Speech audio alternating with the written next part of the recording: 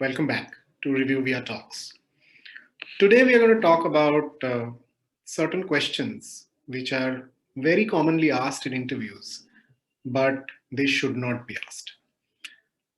Okay, if you're somebody who cares about your employer brand, who cares about candidate experience, you should stay away from asking these questions.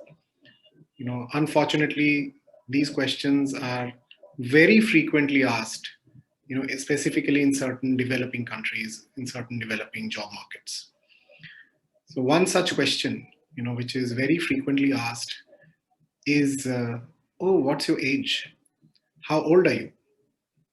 Now, as an interviewer, you can really embarrass the candidate or intimidate the candidate if this is the way you are trying to strike a chord. What is unfortunate is in most cases, this question is asked by the interviewer while he or she is trying to build a connect. But unfortunately, what it does is it kind of makes the candidate a little more conscious, can make the person feel intimidated and distracted from focusing on the interview. And frankly, it should not matter. If you have opened up a job role, you have shortlisted the candidate for an interview, if you are an equal opportunity employer, why should it matter for you to ask the age of the candidate?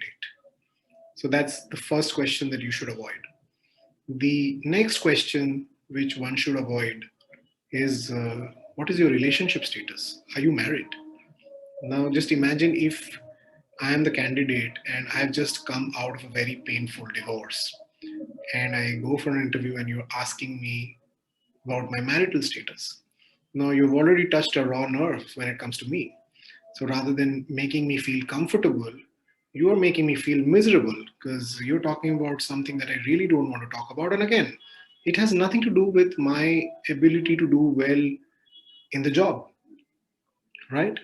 So please stay away from asking people their marital status, their relationship status.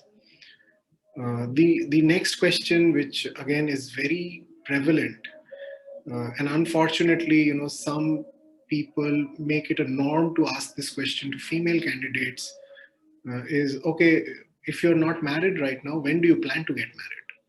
Or if you're married, when do you start, when do you plan to start a family?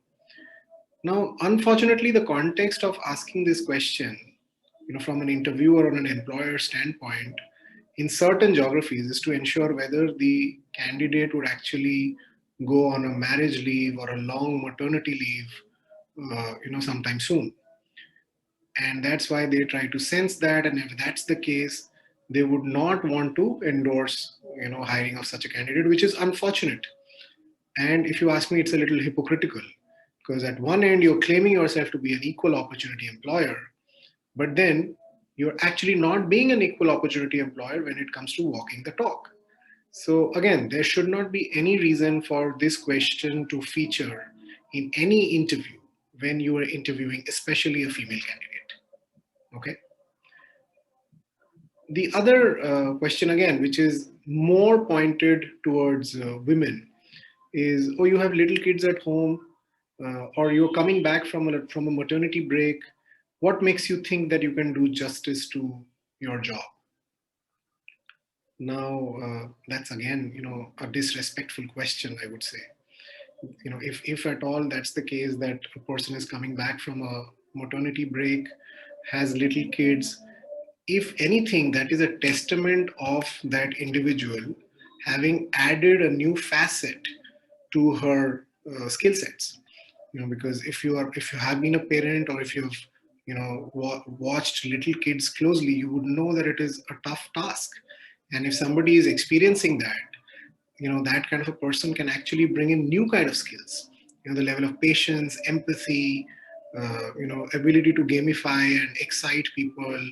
Those are skills that parents of young children learn, and those can be very well employed in a professional setting as well.